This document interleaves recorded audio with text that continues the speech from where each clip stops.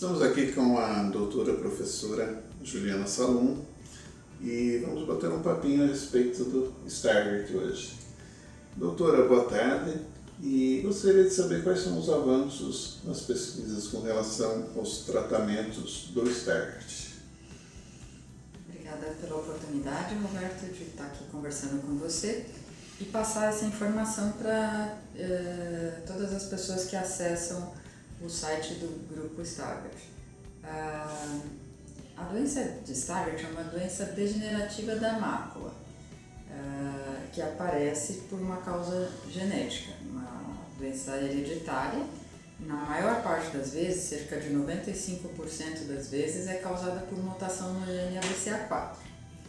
E esse gene ele é herdado de forma recessiva.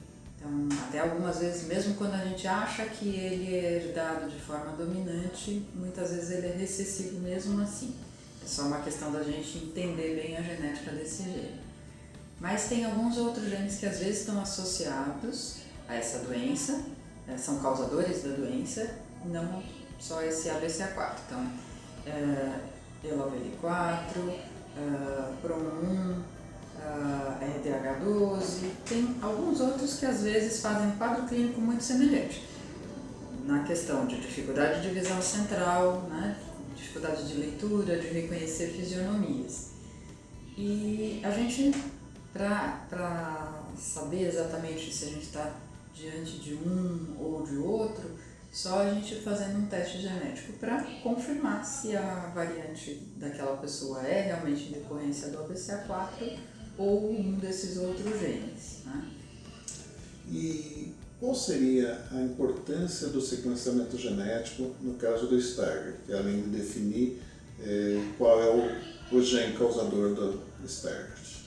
Como o Stargardt ele mimetiza outras doenças, então às vezes ele faz quadros clínicos parecidos com retinose pigmentar, com distrofia de cones e bastonetes, então é importante que a gente saiba se a gente está realmente diante de uma doença causada pelo gene ABCA4. Por quê? O mecanismo de doença é um pouquinho diferente. Então, a hora que eu vou pensar em elaborar um estudo para tratamento, eu preciso ter certeza que aquele paciente tem aquele tipo de doença. Porque se for outro gene, talvez a doença tenha um padrão diferente ou alguma coisa que for elaborada para o gene ABCA4 não se aplique aos outros. Então é importante a gente conhecer isso.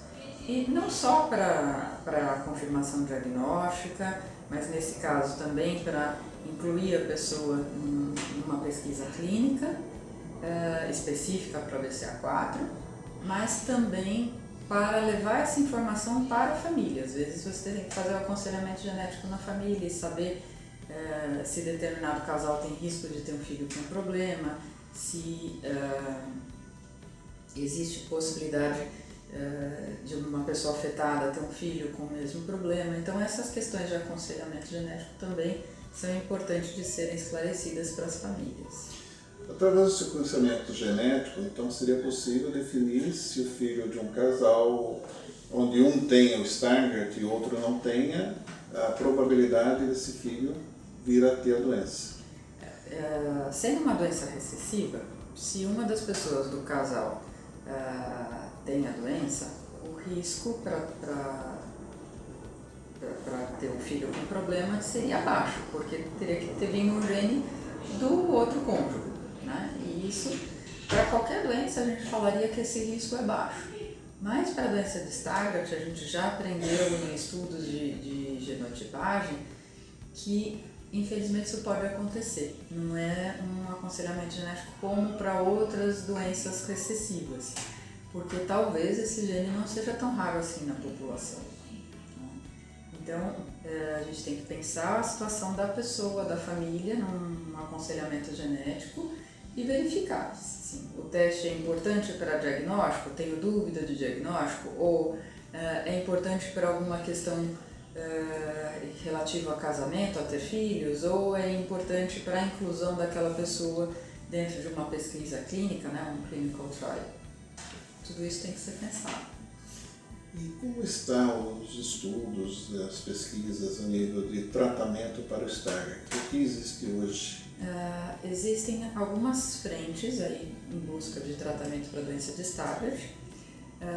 Uma delas é tratamento medicamentoso, tentando modular o ciclo da vitamina A, porque esse gene ABCA4 ele é um transportador da vitamina A.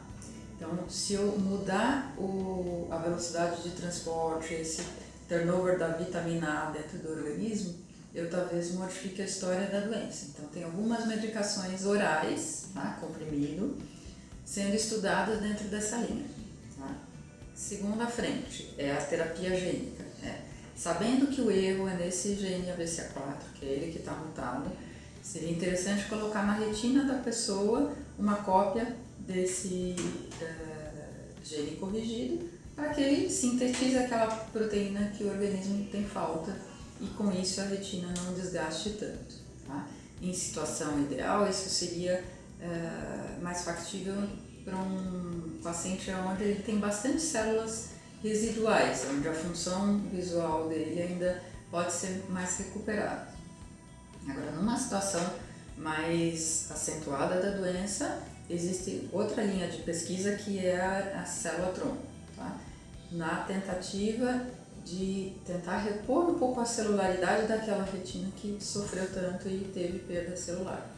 Ainda tem muito a ser estudado em todas essas linhas de pesquisa, mas na célula-tronco é bem importante a gente ressaltar que tem aspectos que a gente ainda não sabe ainda. A gente ainda não sabe qual é a melhor célula, né? Preferencialmente uma célula que esteja dentro de uma linhagem de células oriundas da retina. Né? A gente ainda não sabe direito como colocar, em que momento isso tem chance de ser bom. Essa célula que eu colocar lá, ela vai funcionar, ela vai ajudar a célula do lado, ela vai conseguir limpar o metabolismo da retina. Tudo isso a gente, nos próximos anos, vai conseguir ir atrás dessa informação com pesquisa clínica, mas ainda muita coisa precisa ser estudada para a gente poder ter essas respostas. Ok.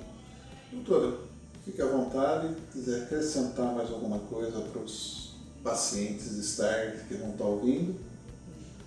Eu acho que o grupo de pacientes, o grupo retina e o grupo de Stargardt tem trazido muita informação para os pacientes. Isso é bem relevante, fica bem mais fácil a gente tratar e cuidar de pessoas que já conhecem boa parte dessa informação, que entendem o que é correto e que caminho a pesquisa está trilhando na busca de tratamentos para esse tipo de doença.